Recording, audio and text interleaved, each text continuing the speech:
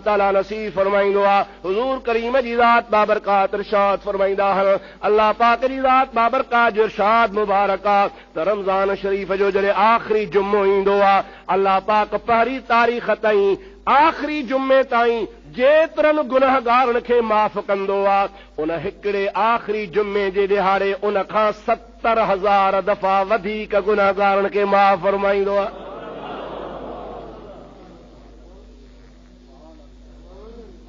जुमातुल वदा, अलविदाई जुमो, आख़िरी जुमो जो पहिरीं तारीख़ खां ख़ुदा बख़्शण माफ़ कंदो शुरू कयो, ॿारनि खे बख़्शिश सां नवाज़ींदो रहियो। अल्लाह से फरमाए थो त आख़िरी जुमे जे ॾिहाड़े ते वरी एतिरो बख़्शींदो आहियां जो सॼे रमज़ान में जेतिरा बाना बख़्शिया आहिनि उन्ही खां 70,000 भेरा वधीक गुनहगारनि ॿारनि खे। पर गुनहगार बि अहिड़ा जन जे मथां जहन्नम वाजिब थी चुको हूंदो, उन्हनि खे माफ़ फरमाईंदो आहियां ऐं उन्हनि जा दर्जात बुलंद फरमाए उन्हनि जे खे जन्नत जो सर्टिफिकेट अता फरमाए छॾींदो आहियां।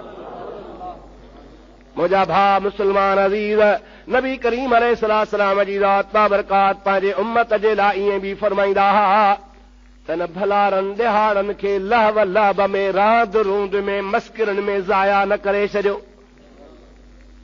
पिटाई साहब चवंदो आहे त वाहुड़ खे हो वहो त मछ मोटण जी न कई, छह छिॼी छेतियूं थिया पोइ पयुसि पहो, हाणे सिर मथां सहो महमेज़ूं मलाहन जूं।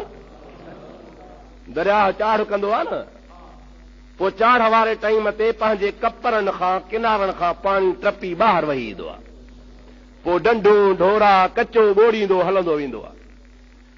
पोइ मच्छूं वेचारियूं जेके अंदरि दरिया जे तरे में रहंदियूं आहिनि उहे बि पाणीअ सां ॿाहिरि चवंदो हल वॾो पाणी थी वियो वेकिरो थी वियो हलो त ॿाहिरि सैर कयूं, उहे बि ॿाहिरि निकिरी वेंदियूं आहिनि। पर जंहिं महिल उहो पाणी वरी लहणु शुरू कंदो आहे, दरिया पंहिंजी हद में अची वेंदो आहे ऐं मच्छूं वेचारियूं ॿाहिरि खॾनि में कचे में झंग में रहिजी, पाणी सुकंदो वेंदो, दुबे जो पाणी आहे नेठि सुके। मुंहिंजा दोस्त पोइ नतीजो छा थींदो, 11 कुल्हे ते मलाह ईंदा, तो जहिड़ा मूं जहिड़ा ईंदा, पोइ हिक हिक करे पिया मारींदा। मुंहिंजा दोस्त शाह साहिब उहा ॻाल्हि थो करे त जॾहिं वाहो रखे हो वहो त मछ मोटण जी न कई, जॾहिं तोखे जवानी आहे, सिहत आहे, तंदुरुस्ती आहे, हली सघीं थो, घुमी सघीं थो, मस्जिद में अची सघीं थो, अल्लाह अल्लाह करे सघीं थो, रोज़ा रखी सघीं थो, ईद पढ़ी सघीं थो, त उन टाइम ते तोखे जवानीअ जे मगन में का ख़बर कान्हे काॾे ॾिठो ईंदो। मछ मोटण जी न कई, अल्लाह जे दरगाह ॾे कोन थो मोटी।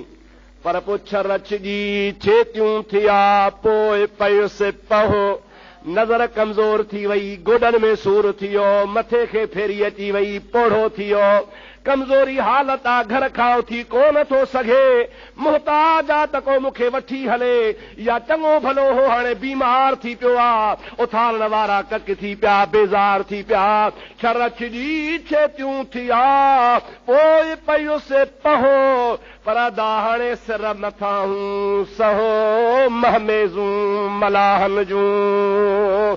इहो वक़्तु हलियो वई वरी वापसि कोन ईंदो आहे, तंहिंजे करे अल्लाह ताला फरमाईंदो आहे इंसान अहिड़नि ॾिहाड़नि जो क़दुरु कजां, इहे बार बार कोन ईंदा। तोखे अल्लाह सिहत ॾिनी आहे, तंदुरुस्ती ॾिनी आहे, जवानी ॾिनी आहे, हथण घुमण फिरण उथण खाइण जी तोखे अल्लाह पाक तौफ़ीक़ अता फरमाई आहे। इन सिहत वारी हालत में रब पाक खे यादि कर त मां अल्लाह तुंहिंजा बेड़ा ई पार फरमाए छॾींदो आहियां।